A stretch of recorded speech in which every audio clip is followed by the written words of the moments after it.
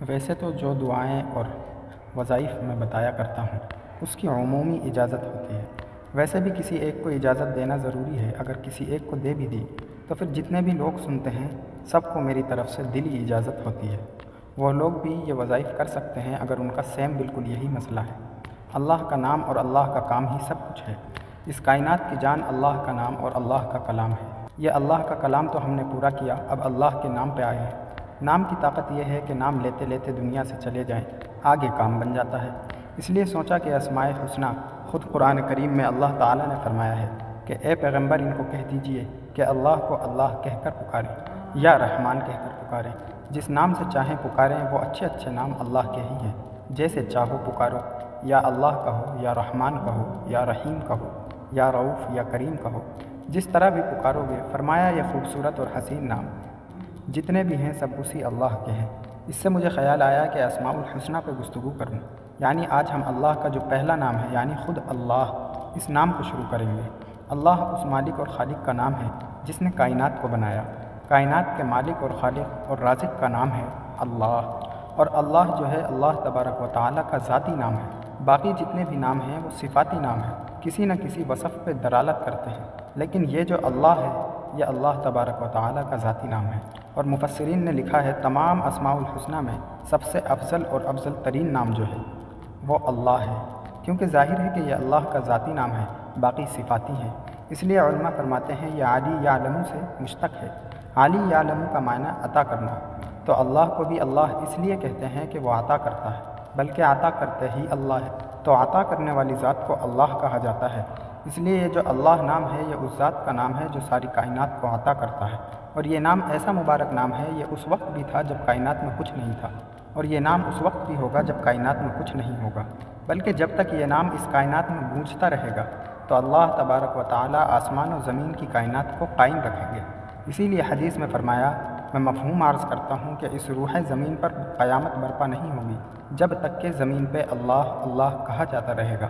یعنی اس میں بھی کسی عبادت کا ذکر نہیں کیا کہ نماز پڑھتے ہوں گے لوگ، روزے رکھتے ہوں گے، زکوٰۃ دیتے ہوں گے، بلکہ اللہ اللہ اللہ اللہ اللہ کا ذکر بھی اگر ہوتا رہے گا تو اس نام میں اتنی طاقت اور تاب ہے کہ یہ آسمان اور زمین کو تھامے رکھے گا۔ اگر اللہ کے اس کے حکم کی اطاعت ہوتی رہے تو قیامت کا سوال ہی نہیں ہے۔ اس نام میں اتنی طاقت ہے کہ کائنات کو اس نے سنبھال رکھا ہے۔ اس لیے اللہ کے تمام ناموں میں جو مشہور نام 99 نام ہیں، جیسا کہ مفسرین نے لکھا ہے۔ علامہ سیوطی رحمۃ اللہ علیہ نے ایک روایت میں لکھا ہے انہوں نے اللہ کے 5000 نام شمار کیے ہیں۔ بعض مفسرین نے 35,000 نام شمار کیے، کیونکہ اللہ کے صفاتی نام بہت ہیں۔ دنیا میں جتنے اوصاف بن سکتے ہیں سارے وصف اللہ کے ہیں۔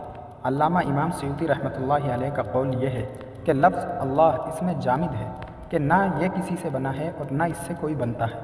لم یلد ولم یولد کی جو شان ہے گویا کہ اللہ کے اس نام کی بھی وہی شان ہے۔ یہ جامد ہے، نہ اس سے کچھ بنا نہ یہ کسی سے بنا، یہ ان کا اپنا ایک مزاج اور ذوق ہے۔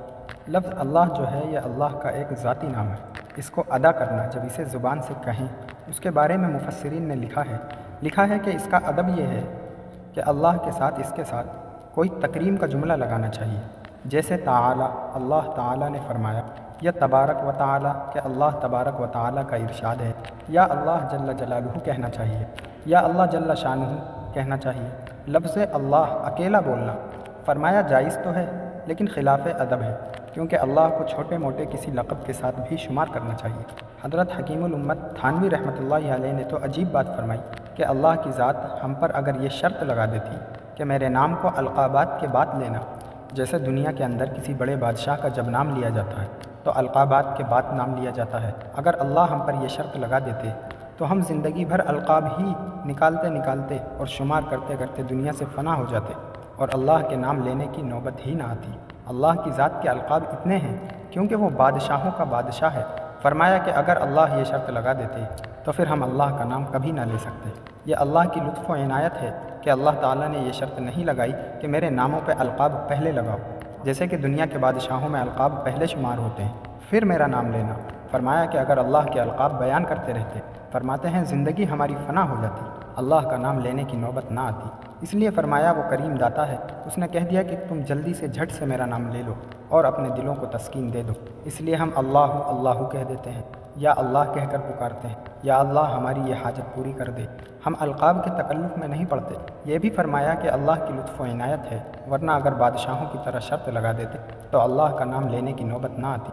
فرمایا کہ حقیقت تو یہ ہے کہ اللہ تبارک و تعالیٰ کا یہ جو نام ہے یہ اتنی عظمت اور برکت والا نام ہے، بلکہ پیران پیر شیخ عبد القادر جیلانی رحمۃ اللہ علیہ فرماتے ہیں اس میں اعظم جو ہے وہ ہے ہی اللہ، اور یہ بڑے پتے کی بات ہے ان کی۔ فرمایا کہ اس میں اعظم اللہ ہے، لیکن شرط یہ ہے جب اللہ کا نام آپ اپنی زبان سے لیں اور جب اللہ کا لفظ پکاریں تو آپ کے دل میں اللہ کے غیر کا خیال بھی نہیں ہونا چاہیے۔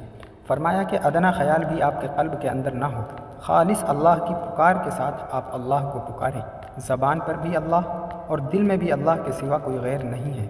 فرمایا یہ اسم اعظم ہے، اس طرح پکار کے کچھ مانگو گے اللہ تعالیٰ اسی وقت آپ کی جھولی بھرے گا، اور یہ حقیقت ہے۔ اہل علم نے اس کے تجربے کیے ہیں، جب اللہ کو خالص کر کے پکارا ہے اور دل میں بھی اللہ کے سوا کوئی نہیں ہے اور زبان پہ بھی اللہ کے سوا کوئی اور نام نہیں ہے، اور اللہ کہہ کر پکارا یا اللہ اللہم کہہ کے جب دل سے پکارا تو یہ فرمایا کہ یہ واقعی اسم اعظم ہے، اسی وقت اللہ مراد پوری کر دیتے ہیں۔ اور کیسے نہ ہو، اس لیے کہ اللہ جو ہے لکھا ہے مفسرین نے، اللہ اس ذات کا نام ہے کہ جس ذات میں سارے جمال اور کمال پنہا ہو، سارے کمال اور جمال پر جو ذات حاوی ہو اس کو اللہ کہتے ہیں۔ اب سارے جمالات اور سارے کمالات جو ہیں وہ اللہ کی ذات کے علاوہ کس کے پاس ہو سکتے ہیں؟ فرمایا سارے جمالات اور کمالات اللہ کی ذات کے اندر، اللہ کے نام کے اندر بند ہو جاتے ہیں۔ فرمایا یہ اللہ اس ذات کا نام ہے، اس لیے یہ اللہ جو ہے اتنی عظمت والا نام ہے کہ اس اللہ کے نام کو واقعی اس کی عظمت کے ساتھ اگر لیں تو واقعی اہل دل اس کا تجربہ کرتے ہیں کہ جب لیتے ہیں اور واقعی جو مانگتے ہیں تو پھر ہاتھ خالی نہیں لوٹتے۔ اس لیے پیران پیر نے فرمایا کہ اس میں اعظم ہے ہی یہی۔ باقی امام اعظم ابو حنیفہ رحمۃ اللہ علیہ کا بھی قول یہ ہے کہ اس میں اعظم لوگ ڈھونڈتے ہیں، اللہ کا لفظ جو ہے، اللہ کا جو ذاتی نام ہے اللہ، یہی اس میں اعظم ہے۔ تم اس نام کو صدقے دل اور سچی نیت سے پکار کے تو دیکھو، اللہ آپ کی حاجت پوری کرتا ہے یا نہیں۔ یہ تو اللہ کے نام کی حقیقت ہے۔ جہاں تک اس کے فضائل اور فوائد کا تعلق ہے، علماء نے لکھا ہے کہ اس کا ایک فائدہ یہ ہے، اگر دل میں کوئی شک و شبہات ہیں ایمان کے حوالات سے، عبادات کے حوالات سے، آج کا یہ تشدد کا جو دور ہے، نظریات کا اور تشدد کا جو زور ہے، طرح طرح کی چیزیں سامنے آتی ہیں، انسان اللہ پر ایمان کو ڈاماڈول محسوس کرتا ہے، اور نئی نسل جو خاص طور پر اس حوالے سے تشخیص کے اندر شمار ہو جاتی ہے اور وہ سوچتے ہیں کہ پتہ نہیں اللہ ہے کہ نہیں۔ فرمایا اس کے لیے اس کے اندر زبردست تاثیر ہے کہ یا اللہ یا اللہ یا اللہ، فرمایا 1000 مرتبہ پڑھ کے سینے پہ دم کیا جائے اور پانی کو دم کر کے پلا دیا جائے۔ فرمایا جس قسم کے بھی دل کے اندر شکوک اور شبہات ہوں گے وہ رفع ہو جاتے ہیں اور دفع ہو جاتے ہیں۔ اور آج تو ہر بندہ پریشان ہے، یار یہ دل کے اندر کیا بیٹھ گیا؟ لوگ کہتے ہیں اس کے اندر کیا بیٹھ گیا، یہ تو ایمان کی باتیں نہیں کرنا چاہتا، یہ تو غیروں کو دیکھتا ہے، بس یا اللہ یا اللہ یا اللہ، یہ 1000 دفعہ پڑھیں، اول آخر 11 مرتبہ درود شریف، اس کے بعد جو ہے اسے دم کر دیں۔ بلکہ میں تو کہتا ہوں گھروں کے اندر عورتیں جو ہیں، مائیں جو ہیں، وہ اپنے پورے گھرانے کو، بڑے کو، بچوں کو، سب کو پلایا کریں، انشاءاللہ ان کا دل جو ہے خدا کے ساتھ جڑا رہے گا اور ان کا دل اللہ سے ہٹے گا نہیں۔ ایک اس کا یہ فائدہ ہے۔